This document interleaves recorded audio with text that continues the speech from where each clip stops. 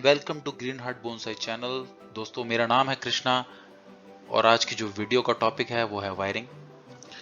Wiring जो कि हमारा बोनसाई बनाने के मेथड का एक बहुत ही इम्पोर्टेंट पार्ट है। तो आज की इस वीडियो में हम डिस्कस करेंगे कि वायरिंग क्या है, वायरिंग हमको कैसे करनी चाहिए, वायरिंग के अंदर हम किस तरीके की गलतियां कर सकते हैं। ये सब मैं आपको इस वीडियो के अंदर बताऊंगा, तो इस वीडियो को अंत तक देखें। आइए सबसे पहले हम डिस्कस करते हैं कि वायरिंग है क्या। वायरिंग एक बहुत ही सिंपल प्रोसेस है जिसके अंदर हम एक वायर को लेके अपने किसी भी प्लांट के तने पे और उसकी ब्रांचेस के ऊपर लपेट देते हैं, रैप कर देते हैं। उसके बाद हम उसको जो डिजायर्ड स्टाइलिंग है, हमारी जैसी स्टाइलिंग हम उसकी प्लांट की करना चाहते हैं, उसमें हम उसको बेंड कर देते हैं। जब वो हमारी ब्रांचेस, हमारी शाखाएं अपनी जगह पकड़ लेती हैं, वो सॉलिडिफाई हो जाती हैं, तो हम उसमें से वायर को निकाल देते हैं। पर वायरिंग शुरू करने से पहले भी कुछ चीजें हैं जिनका हमें ध्यान रखना चाहिए, जिसमें कि सबसे पहले है हमारे प्लांट की हेल्थ। हमें जो प्लांट चूज करना है वायरिंग के लिए वो एक हेल्दी प्लांट होना चाहिए, उसका रूट स्ट्रक्चर पूरी तरीके से डेवलप हो चुका होना चाहिए। अगर हम किसी अनहेल्दी प्लांट के ऊपर या फिर कोई ऐसी कटिंग जिसका रूट स्ट्रक्चर पूरी तरीके से डेवलप नहीं है, उसकी वायरिंग हम शुरू कर देते हैं, तो हो सकता है वो वायरिंग के स्ट्रेस को झेल ही ना पाए, या फिर वायरिंग करते समय, बेंड करते टाइम वो अपनी रूट जो है उसकी मिट्टी से बाहर आ जाए। तो हमें ध्यान रखना है कि हमें एक हेल्दी और अच्छी रूट वाले प्लांट को ही सिलेक्ट करना है। दूसरा जो इंपॉर्टेंट फैक्टर हो जाता है वो दोस्तों वो है हमारा वेदर। हमें किस वेदर के अंदर वायरिंग करनी चाहिए। तो जनरली हम किसी भी वेदर के अंदर वायरिंग कर सकते हैं, बट हमको सर्दियां थोड़ा सा अवॉइड करना चाहिए क्योंकि प्लांट उस टाइम डोरमेंट कंडीशन में होता है, तो हम सर्दियों में वायरिंग नहीं करते हैं। आप बसंत यानी कि स्प्रिंग में या फिर गर्मियों के सीजन में वायरिंग कर सकते हैं। बसंत का रीजन जो है वो बेस्ट होता है क्योंकि उसमें प्लांट जो होता है वो ऑलरेडी ग्रो कर रहा होता है, उसकी जो शूट्स, नए शूट्स निकल रहे होते हैं, तो हमें उसके पत्ते झड़ चुके होते हैं, तो हम उसके ब्रांचेस सारी दिखाई देती है, तो हम उसको आराम से वायरिंग कर सकते हैं। आइए जानते हैं कि वायर कैसे सेलेक्ट करना है हमको। वायर जो हमको सेलेक्ट करना है, सबसे पहले मैं आपको बता दूं कि हमको स्टील का वायर यूज नहीं करना है, हमको एल्यूमिनियम या कॉपर का ही वायर यूज करना है। स्टील के वायर जो होता है उसमें जंग लग जाती है, हार्ड भी बहुत होता है और भी परेशानियां हैं, तो हमें स्टील का वायर अवॉइड करना है। एल्यूमिनियम या कॉपर के वायर को हम यूज करेंगे। जो एल्यूमिनियम के वायर की अगर हम बात करें तो हम लगभग 1/3 जो ब्रांच की थिकनेस है उसके 1/3 थिकनेस के हम वायर को यूज करते हैं वायरिंग में। बाकी इसको हमें कितना मोटा वायर लेना है इसको चेक करने के दो और मेथड है हमारे पास। पहला मेथड होता है जिसमें हम वायर को उंगलियों से पकड़ के बेंड करते हैं, उसी उसी तरीके से हम ब्रांच को भी हल्का सा बेंड करने की कोशिश करेंगे। तो जो वायर को बेंड करने में प्रेशर लगता है वो ब्रांच को बेंड करने के प्रेशर से थोड़ा सा ज्यादा होना चाहिए। तो इस तरीके से हम अपना वायर की मोटाई पता लगा सकते हैं। दूसरा हमारा जो मेथड है उसमें हम एक वायर लेते हैं, उसको लगभग 1-1.5 इंच जो है बाहर की तरफ निकालते हैं। बाहर निकले हुए वायर से हम ब्रांच को थोड़ा सा पुश करने की कोशिश करते हैं। अगर ब्रांच के प्रेशर से वायर मुड़ जाता है, आसानी से मुड़ जाता है, तो हमको थोड़ा सा मोटे वायर की तरफ जाने की जरूरत है। अलग अलग थिकनेस की जो ब्रांचेस हैं उसके लिए हमें अलग अलग थिकनेस के वायर की जरूरत पड़ेगी। कई बार ऐसा होता है कि हमारे पास मोटा वायर नहीं होता है, तो हम डबल रैपिंग यानी कि डबल वायरिंग भी कर सकते हैं, जिसमें हम पहली वायरिंग के पैरेलल एक और वायरिंग कर देते हैं, वो भी आप कर सकते हैं। वायरिंग शुरू करने से पहले हम ये भी जान लेते हैं कि हमारा वायर का एंगल क्या होना चाहिए। तो जनरली हम 45 डिग्री के एंगल पे हम वायर को लपेटते हैं। 45 डिग्री के एंगल पे दो फायदे होते हैं कि सबसे पहले तो हमारे जो वायरिंग की स्टेबिलिटी होती है वो ज़्यादा होती है। दूसरा यह है कि हमारा वायर भी हमारा कम यूज होता है। ऐसा कुछ फिक्स नहीं है कि आपको एग्जैक्ट 45 डिग्री ही लेना है। जरूरत और जगह जितनी हो हमारी उसके हिसाब से हम वायर का थोड़ा बहुत ऊपर नीचे एंगल कर सकते हैं। बट अगर हम एंगल बहुत कम या बहुत ज़्यादा कर देते हैं तो जो हमारा वायरिंग का मोटिव है स्टेबिलिटी का, वो हमारा अचीव नहीं होता है। इसलिए हमको वायर लगभग 45 डिग्री के आसपास ही रखना चाहिए।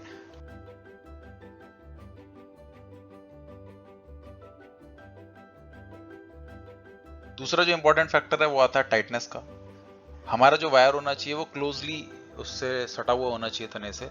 बहुत लूज अगर हम वायरिंग कर देंगे तो हमारी जो ब्रांच जो है अपनी पोजीशन को होल्ड नहीं करेगी। अगर हम बहुत ज़्यादा टाइट कर देते हैं तो जो वायर है वो ट्रंक में अपनी जगह बनाने लगता है, धंस जाता है उसके अंदर, तो उसके ऊपर वो स्कार छोड़ देता है, जो कि दिखने में बहुत अच्छा नहीं लगता। जब भी आप वायरिंग निकालेंगे उसके बाद उसके ऊपर आप वायर के निशान बहुत लंबे टाइम तक देख सकते हैं, तो जो कि दिखने में अच्छा बिल्कुल नहीं लगता है और वो एक्चुअली आपके प्लांट को भी डैमेज कर रहा होता है। तो बहुत टाइट भी हमको नहीं करना है।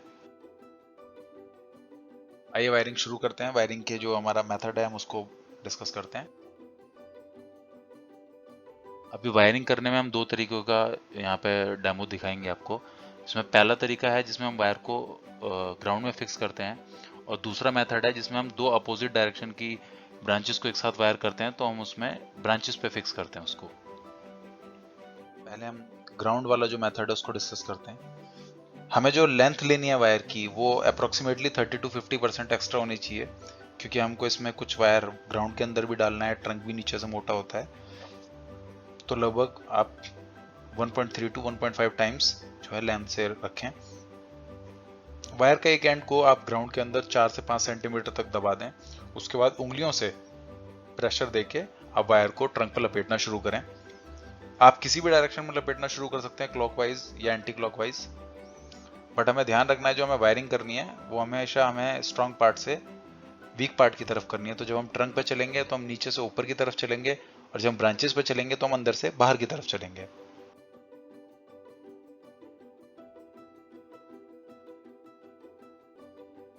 दूसरा जो हमारा तरीका होता है जिसमें हम ब्रांचेस पे वायरिंग करते हैं, इसमें हम दो अपोजिट ब्रांचेस जो हैं उन पे एक साथ वायरिंग शुरू करते हैं। तो सबसे पहले जो हमारा लेंथ होनी चाहिए वायर की, इसमें हम 25 to 35% एक्स्ट्रा लेके चलते हैं, यानी कि 1.25 से 1.35 तक हम वायर लेके चलते हैं। इसमें हम हमेशा अंदर से बाहर की तरफ चलते हैं, तो हमको इसमें एक पॉइंट पे फिक्स भी करना होता है वायर को। तो थोड़ा उसे बीच में से, लगभग बीच में से पकड़ने वायर को, थोड़ा एक साइड कम थोड़ा एक साइड ज़्यादा करें, क्योंकि हमको एक साइड में उसका ट्रंक भी थोड़ा सा कवर करना होता है। तो फॉर एग्जांपल हम इस स्क्रीन पे आप देख सकते हो कि पॉइंट 1 जो है, हम अगर हम इस पे वायर को मिड को फिक्स करते हैं और हम उसे 2 की तरफ लपेटना शुरू करते हैं, देन उसे 3 की तरफ लपेटते हुए जाते हैं। उसके बाद जब हम 3 तक पूरा कर लेंगे, उसके बाद हम 1 पॉइंट से जो बचा हुआ रिमेनिंग वायर है उसको 4 की तरफ लपेटते हुए जाएंगे। इस तरीके से हमारी जो अपोजिट डायरेक्शन की ब्रांचेस हैं उसको हम वायर कर सकते हैं, जिसमें हमें जो स्टेप मतलब रूट फॉलो करना है वो करना है 1 2 3 4 का। इसमें भी आप क्लॉकवाइज या एंटी क्लॉकवाइज किसी तरीके से जा सकते हैं, बट आप जब एक बार वायरिंग करनी शुरू करें तो एक ब्रांच या फिर ट्रंक की लेंथ में पूरा आप वायरिंग की डायरेक्शन को चेंज नहीं करना चाहिए। कई बार हमको ऐसा होता है कि ब्रांचेस को अपनी जगह पे थोड़ा सा ट्विस्ट करना पड़ता है ताकि वो इवनली डिस्ट्रीब्यूट हो जाए हमारा प्लांट। तो अगर आप जो बेंडिंग कर रहे हैं वो एंटी क्लॉकवाइज डायरेक्शन में कर रहे हैं और आपकी ट्विस्टिंग भी जो है वो एंटी क्लॉकवाइज डायरेक्शन में ही होनी है, तो आप जैसा स्क्रीन पर देख सकते हैं इस तरीके से वायरिंग आपकी घूमते हुए जाएगी। जस्ट इन केस अगर आपको ट्विस्टिंग ऐसे ही किसी ट्री में एंटी क्लॉकवाइज में क्लॉकवाइज करनी है, तो उस केस में हम एक टर्न जो लेंगे वो ब्रांच के ऊपर से लेके आएंगे, जिससे हमारी उसकी डायरेक्शन चेंज हो जाती है और उससे हम उसको दूसरी साइड में ट्विस्ट कर सकते हैं। दोस्तों अब हम बात करेंगे उन गलतियों के बारे में जो हमें वायरिंग करते टाइम नहीं करनी है। दोस्तों बोनसाई की पहली क्वालिटी यह है कि वो दिखने में अच्छा होना चाहिए, और अगर हमारी वायरिंग ही खराब होगी तो हमारा बोनसाई भी दिखने में अच्छा नहीं लगेगा। तो इस तरीके से हमको वायरिंग नहीं करनी है, जैसे कि आपको स्क्रीन पे दिख रही है, ये जो कुछ भी है ये वायरिंग नहीं है। दूसरी गलती जो हम बोनसाई में करते हैं वो हम करते हैं कि एक ब्रांच पे वायरिंग करते हुए हम उसकी डायरेक्शन चेंज कर देते हैं। तो मैंने पहले भी ये कहा था कि किसी भी एक, जब हम एक ही ब्रांच पे चलते हैं तो हमें उसकी डायरेक्शन चेंज नहीं करनी है। अगर आपको याद हो एक जगह हमने दिखाया था कि हमको उसको टेस्ट करने के लिए डायरेक्शन चेंज करनी पड़ी थी, बट हम उस टाइम एक ब्रांच से दूसरी ब्रांच पे शिफ्ट हुए थे, हम ट्रंक से चल रहे थे, देन हम ब्रांच पे गए थे, इसलिए हमको उसको वायरिंग की डायरेक्शन चेंज करनी पड़ी थी। अगर हम एक ही ब्रांच पे या एक ही ट्रंक पर सीधे चल रहे हैं तो हम उसमें वायरिंग की डायरेक्शन चेंज नहीं करनी चाहिए। दोस्तों कई बार क्या होता है, हम वायरिंग करते टाइम जो उसका एक लास्ट एंड होता है हम उसको ऐसे ही छोड़ देते हैं। इससे हमारे प्लांट की स्टेबिलिटी पे तो कोई फर्क नहीं पड़ेगा, बट जो वायर होता है वो फॉलिएज में मतलब पत्तियों के बीच में छिप जाएगा, तो कभी आप उसको हाथ लगाएंगे तो आपके हाथ में चुभने का खतरा होता है। तो हमें जनरली उसके एंड जो हैं वो वायर कटर से कट कर देने चाहिए, ताकि हमको फ्यूचर में वो कुछ दिक्कत ना करें। कई बार क्या होता है, नए शूट्स भी निकलते हैं तो वायर उसको भी डैमेज कर देता है, तो हमको जो जितना एंड है उसको हमेशा कट कर देना चाहिए वायरिंग के। डायरेक्शन चेंज करते टाइम जो हम एक गलती कर देते हैं वो ये करते हैं, जब हम वायर को ऊपर से टर्न करके लाते हैं तो हम उसको इतना हाई एंड से ले आते हैं कि जब हम उसको वायरिंग करने के बाद छोड़ते हैं तो वो थोड़ा नीचे खिसकता है, उससे वायरिंग लूज हो जाती है, तो स्टेबिलिटी खत्म हो जाती है। तो हमको उसको बहुत ऊपर से नहीं लेके आना है, इनफैक्ट या तो हम उसको पैरेलल रखें या फिर थोड़ा सा नीचे से ही ऊपर की तरफ भी ले जाएंगे तो कोई दिक्कत नहीं है। वायरिंग करते समय एक गलती हमसे ये होती है कि जो हमारे नए शूट्स होते हैं, छोटी ब्रांचेस होती हैं, हम उनको भी वायर में रैप कर देते हैं। नए शूट्स और छोटी ब्रांचेस को वायर में रैप करने का कोई फायदा नहीं होता है एक्चुअली। उससे एक तो नए शूट डैमेज हो जाते हैं, दूसरा अननेसेसरी उनकी ग्रोथ जो होती है वो रुकती है क्योंकि वो उसके बीच में दब जाते हैं। तीसरा ये होता है कि हमारा वायर भी वेस्ट ही होता है, तो ये भी हमको नहीं करना है। ग्राउंड में फिक्स करते टाइम हम एक गलती ये कर देते हैं कि हम 2-3 टर्न बचाने के लिए हम सीधा एक टर्न लंबा लेके हम उसकी वायरिंग कर देते हैं, जिसमें कि हमारा एंगल बहुत हाई हो जाता है, तो भी उसमें भी हमारे वायर की स्टेबिलिटी सही नहीं रहती है। कई बार हम वायरिंग करते समय अपने वायर को काफ़ी लूज छोड़ देते हैं, ताकि हमें इस डर से कि हमारा जो वायर है वो ट्रंक में ना धंस जाए, उसका बार खराब ना हो, तो हम उसको इतना लूज छोड़ देते हैं। बट उससे क्या होता है, ब्रांचेस अपनी पोजीशन को होल्ड नहीं कर पाती हैं, तब भी उसका कोई फायदा नहीं होता है। तो हमको बहुत लूज वायरिंग नहीं करनी है। जैसा कि हम पहले भी डिस्कस कर चुके हैं कि हमें वायर को बहुत टाइट भी नहीं करना है, इससे हमारा बार्क जो है, हमारा तना जो है, उसकी छाल पेड़ की वो खराब होगी जब वो ग्रो करेगा। बहुत मोटा वायर अगर आप लेके काम करेंगे तो आपको काम करने में बहुत परेशानी होगी। अगर ब्रांचेस आपकी हल्की होंगी और वायर की स्ट्रेंथ ज़्यादा होगी तो वो ब्रांचेस को डैमेज कर सकता है बेंड करते टाइम, इसलिए हमको बहुत मोटा वायर नहीं लेना है। बहुत पतला अगर वायर हम ले लेते हैं तब भी हमारी वायरिंग बेकार है, क्योंकि बहुत पतला वायर जो होता है वो ट्रंक को होल्ड नहीं कर पाता है, उसकी पोजीशन को होल्ड नहीं कर पाता है, तो बहुत पतला वायर भी हमारे किसी काम का नहीं है। तो हमें पतले वायर से भी हमें वायरिंग नहीं करनी है। कई जगह पर मैंने देखा है कि लोग बहुत पास पास और बहुत सारा रैप कर देते हैं। इनफैक्ट ऐसा कई जगह ऐसे फोटो भी देखे हैं मैंने जो इतना ज़्यादा रैप कर देते हैं कि आप उसमें आपको तना ही नहीं दिखता है। तो हमको ऐसा भी रैप नहीं करना है। हम पहले बता चुके हैं कि हमारा जो एंगल होना चाहिए वो 45 डिग्री पे होना चाहिए। तो हम जब बहुत ज़्यादा रैप करते हैं तो हमारा एंगल बहुत लो जाता है, उस वायरिंग का कोई फायदा नहीं होता है प्लांट को, ना वो पोजिशन होल्ड कर पाता है, ना उसकी कोई स्टेबिलिटी रहती है। दोस्तों, वायरिंग करते टाइम हमारा वायर कभी भी आपस में क्रॉस नहीं होना चाहिए। जब हम डबल वायरिंग भी करते हैं तो हम एक वायर के पैरेलल दूसरी वायरिंग करते हैं, ना कि उसको क्रॉस करते हुए। तो हमारी वायरिंग जो है वो क्रॉस नहीं होनी चाहिए। वायर को फिक्स करते टाइम कई बार हम ऐसा कर देते हैं कि बहुत छोटा एंड पे फिक्स कर देते हैं।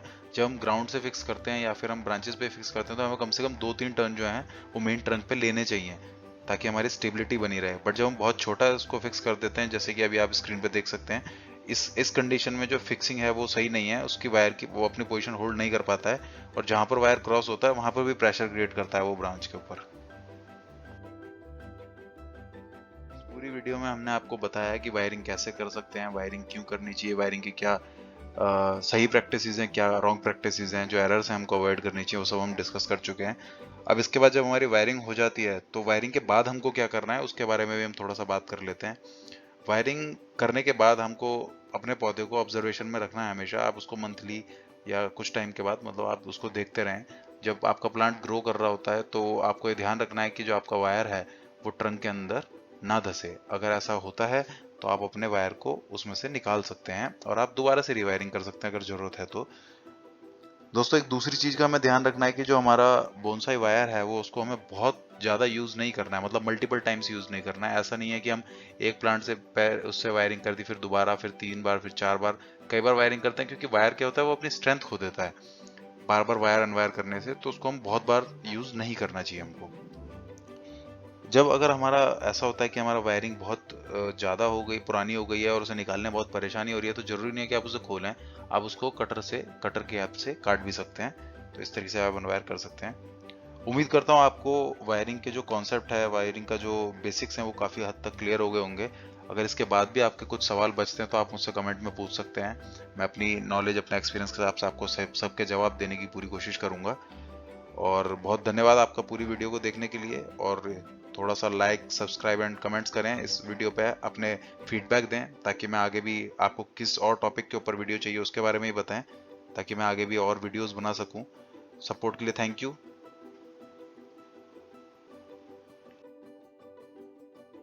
कि इस वीडियो से आपके वायरिंग के जितने डाउट्स होंगे वो क्लियर हो गए होंगे, वायरिंग के बेसिक्स आपको समझ में आए होंगे। इसके अलावा भी अगर आपके कुछ डाउट्स हैं तो आप कमेंट में पूछ सकते हैं मेरे से, मैं आपके जवाब कमेंट में दे दूंगा। अगर लंबा टॉपिक हो तो मैं उसके ऊपर वीडियो भी बना दूंगा। बाकी please like, share and subscribe to my channel, और इस वीडियो को थोड़ा लाइक करें, शेयर करें, अपने दोस्तों के साथ भी बांटें जिनको वायरिंग सीखनी हो। इसके अलावा भी अगर आप किसी टॉपिक के ऊपर वीडियो बनवाना चाहते हैं तो आप मुझे कमेंट में बता सकते हैं। आप मेरे को फेसबुक, इंस्टाग्राम और यूट्यूब पर फॉलो कर सकते हैं। फेसबुक और इंस्टाग्राम पर मैं @greenheartbonsai के नाम से अवेलेबल हूँ। Please follow me and thank you